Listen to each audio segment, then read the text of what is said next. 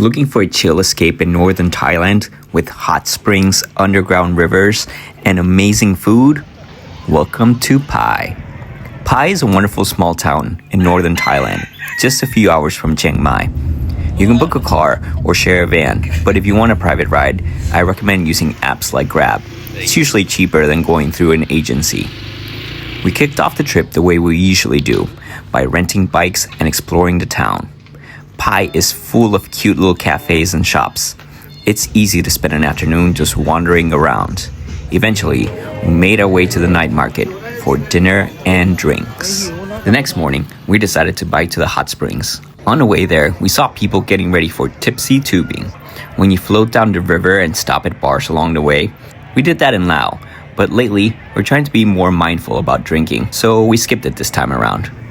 I feel like a walking stereotype of a 90s hippie, vegetarian, into yoga, and yeah, I vibe with Mary. But the 2000s hippie crowd, you've got anti-vaxxers, raw milk fanatics, crystal healers. I don't really relate to all of that, but both versions definitely show up in Pai. After about 30 minutes of cycling, we made it to the hot springs, and honestly, do not skip them. They're natural, peaceful, and surprisingly not crowded. We were starving afterward, so we stopped at a roadside spot that turned out to be great. This is our second day today. We decided to go check out some of the hot springs here, and now we are eating lunch at this roadside restaurant. Hopefully everything will be fine. And then we're gonna head to the canyon. Not exactly sure what it is. I mean, it's a canyon, but it's supposed to be a special canyon here in Pai. So I'm excited to check that out. We're cycling. Some of these roads here are terrifying. With speeding cars and downward hills. Raw milk restaurants. These hippies are weird. And all sorts of other things. So yeah, it's been an interesting trip. Then we headed to Pai Canyon. The canyon was carved by wind and rain over time, creating these narrow ridges and steep gorges. Some of the trails were low-key terrifying. You can walk along the ridges if you're feeling adventurous, but for me, biking alongside the highway was already enough adrenaline. On the way back, we found a quiet back road into town. With no cars flying past, cycling through the Thai countryside was total perfection.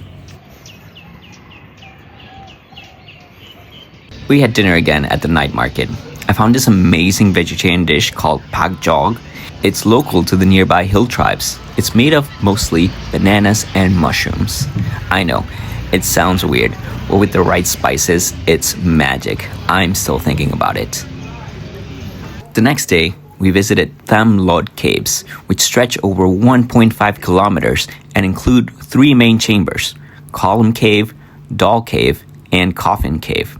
An underground river flows through the cave, and you can explore it by bamboo raft, guided by locals holding lanterns. In Coffin Cave, there are teakwood coffins believed to be over 1,000 years old, likely placed there by the Lawa people. The guides will also point out stalactites and stalagmites resembling things. Oh yeah. Oh, I see. The cave is alive in every sense. Bats flutter overhead, and there's a big population of catfish. You can even feed them from the raft.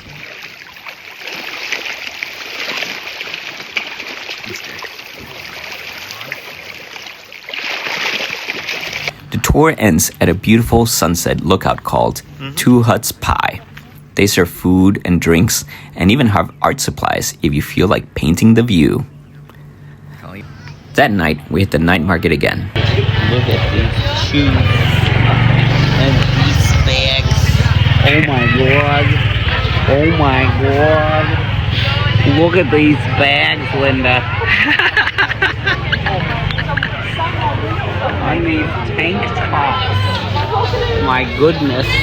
The next morning, we caught a bus back to Chiang Mai for the last leg of our adventure.